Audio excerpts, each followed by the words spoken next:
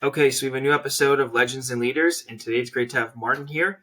Maarten, you're behind a really interesting, exciting advancement in the Web3 space and just in general in blockchain. This whole digital asset treasury movement. And it's really interesting what's possible to do with this and why the treasury makes sense. And you're the head of Astar Foundation, which has an incredibly important role in advancing this movement. So I'm excited to have you here and to get into your story. Be here. Thanks a lot, Ben, for having me in this podcast. So a little bit about myself. My name is Maarten. I'm based in Belgium, Europe. I'm head of Astar Foundation. We have been building the protocol itself for over 4 years at the moment. As we say, it's very aligned with the famous song "Big in Japan." Astar is very recognized and as well one of the leading protocols inside of Japan. Also one of my favorite countries when I go outside of Belgium. And and I'm very excited to tell you a little bit more about the digital strategy that we have been building out for Treasury. Awesome. So just kind of even going back a little bit, like what made you interested in the world of blockchain and the world of digital assets? Like specifically, what intrigued you to want to be a builder in this category, Mark? Well, my first encounter with this exciting industry was in 2013. This is when I first bought my first Bitcoin ever. At that time, it was like very low rated. I think it was like 4 BTC for $100 or something like this. But then again, I sold it a couple months later because I Oh no. didn't saw it as a digital investment at that moment. But the moment I had it, I became very intrigued regarding the community behind it, as well as the philosophy behind this whole ecosystem of Bitcoin at that time. And at that moment, I just started being like a degen, an interested, enthusiast kind of person in this kind of environment. And then in 2017, I made the big jump of stopping with my primary school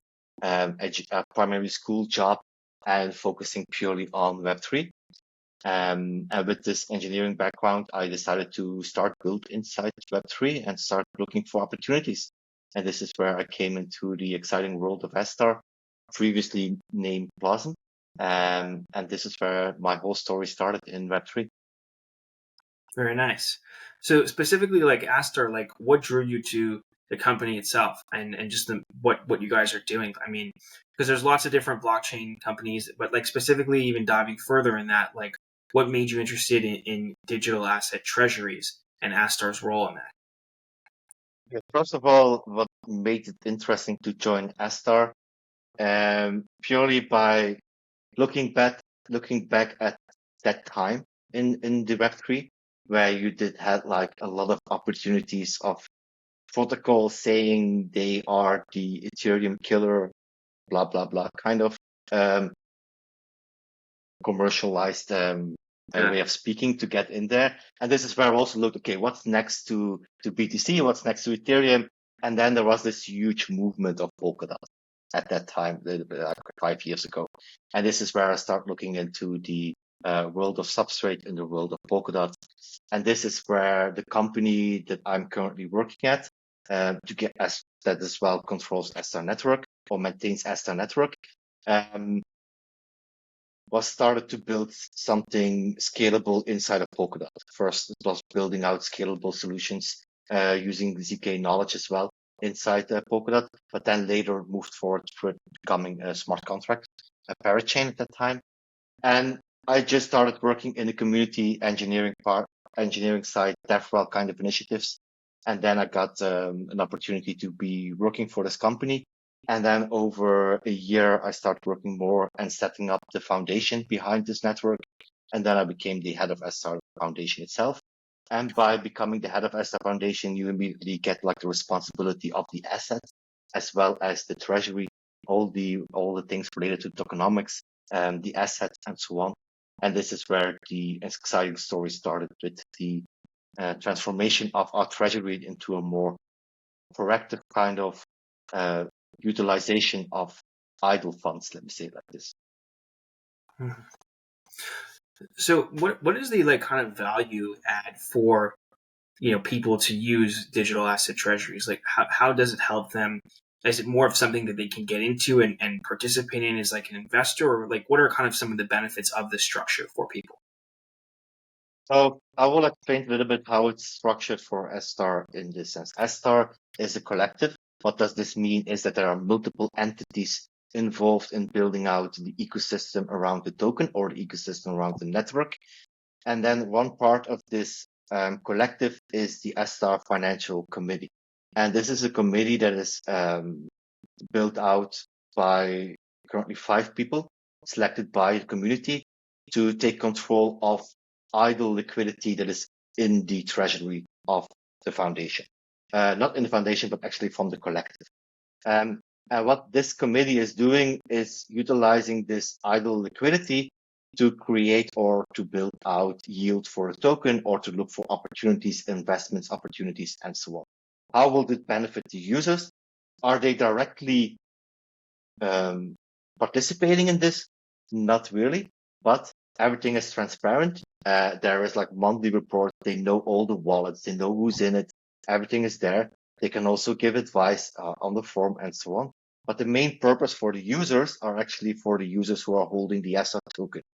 The AFC is built out to only create extra value for the token. How do they do this? Is that they are utilizing the Astar token to generate yield, to go into staking, to reduce the inflation, to burn the tokens, to look for opportunities to bring back to bring the value into the token for the users to also feel like, okay, my token is actually generating yield extra because of this AFC is providing extra opportunities for the token to thrive further in different kind of ecosystems. So what it's actually doing is to ensure that the value that is coming to the token through their initiatives comes back to the users. How is it done? Maybe by our price actions, and the price will be increased because of the circulation will be increased, or there will be more buybacks from the market with the yield that they earned as well. And this will create more value for the token itself and for the users who are holding it. Mm-hmm. So there's this whole like programmable side of what you're doing, where you can create a lot of things that are done automatically that really improve efficiencies. And doing it in a manner with what you just talked about with the benefits of the digital asset treasuries is it's pretty substantial. Can you just like talk a bit about, Maarten, like some of the ways that you see automation here, AI, and programmability being really beneficial to what you're doing, and how that's going to change kind of the world of blockchain? First of all, for the AFC or for the Astar Financial Committee to identify where they need to go and to make it like programmable in this kind of way, is first identify the low-hanging fruits. What are Mhm. like the safest way to put your funds into something? If it's generating 2% yield or 3% yield, it's still generating yield. So even though it's not that much, but it's a safe place. So what we do is we created automations around utilizing those low-hanging fruits, like staking mechanism, claiming those rewards, putting them into farms as well, and claiming those kind of automations can be easily done, as well as the risk assessment part of this. And then you can easily connect as well the AI agents to this, and everything related to the AI narrative that is currently already very, I would say, advanced in Web3 as well, where you can easily as well create strategies around certain risk assessments, and to ensure that there is like a solid strategy behind what you are doing, meaning that the people who trust the foundation in this sense, so utilizing these funds, they also want to ensure that there is no risk attached to this, meaning that there's no loss of funds while they are doing this, also to preserve the Astar token. And with this automation, those AI, we ensure that there's like a clear structure when it comes to risk assessment, but also a clear structure of claiming and claiming the rewards and the yields that are out there in the market as well. Mhm. So, what do people I think like need to know when it comes to like digital asset treasuries? Like, what are some of like just the kind of the basics understanding like what it is, how it functions, and then do you like yeah, I mean, I just think like breaking that down, making it simple for people would be really helpful. Like, what are they at their foundation? What do they do? Well, first of all, you need to identify, okay, what are you? You do have those we are a protocol that is doing this, but you also have Right. projects who have their DAOs doing those kind of initiatives as well. Mm-hmm. So first of all, from a protocol standpoint, it's completely different than from a product kind of standpoint of doing this kind of treasury management. Why is this? Is first of all, this protocol has several entities behind it, several stakeholders behind this as well.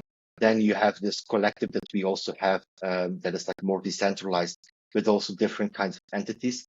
So from a protocol standpoint, and people who are interested in doing this as well in their protocols, just sit down, first of all, very closely with your legal team and your legal advisors to ensure that you have a clear setup from legal and compliance standpoint by doing this, because not everybody can just make investment or swapping or liquidations and those kind of things. So you need to have this kind of compliance setup.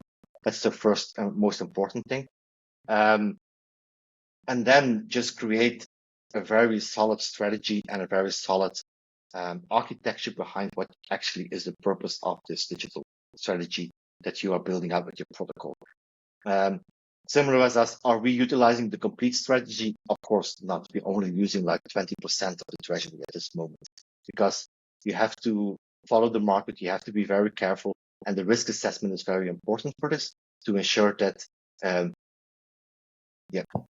you do not do anything wrong when it comes to building out this kind of energy.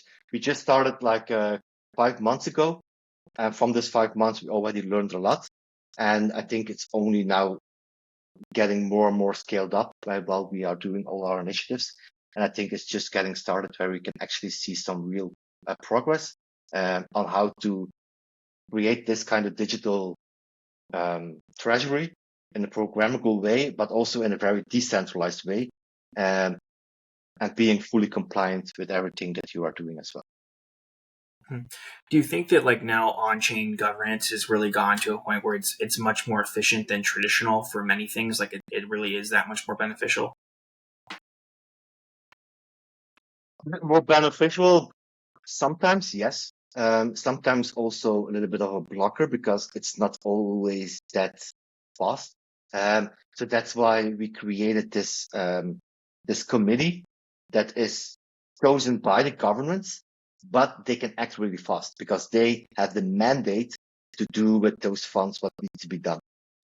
So in case there is something going on of an opportunity, or let's say something bad goes in the market, they have the mandate to immediately stop or to immediately withdraw or to immediately secure all the funds in this sense. If you would do that through an on-chain governance, it will be very difficult to do this.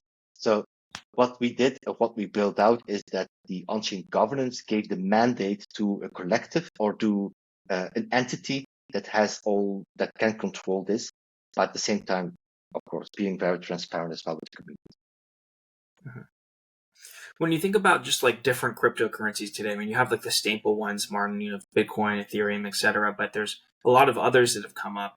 How do you kind of view like including stuff like that in what you're doing and building on top of them? I mean, Solana has a lot of traction as well, but there's always new ones. There's always interesting projects. Like, how do you kind of evaluate the risk versus reward and in adopting some of these and building them into what your ecosystem and what you're doing?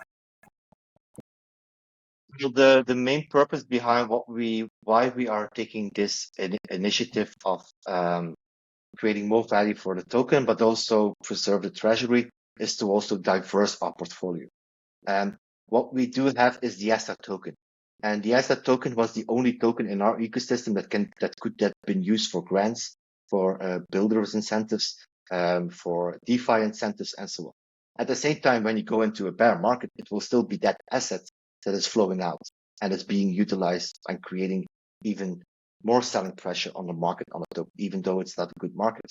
So this initiative is also built out to create and diversify the portfolio of assets that the foundation or the collective in our case holds, meaning that if the market is not that good, we still have other assets like stablecoins. We're also focusing on stablecoins, a stablecoin treasury that can also be utilized for grants, that can be utilized for incentives, This also gives insurance to the builders who are building, knowing that they will get like stablecoin instead of like an asset, and also ensures the users who are holding the asset that there is no selling pressure coming from those grants being given out, because it's using a different kind of asset, because the treasury has this component.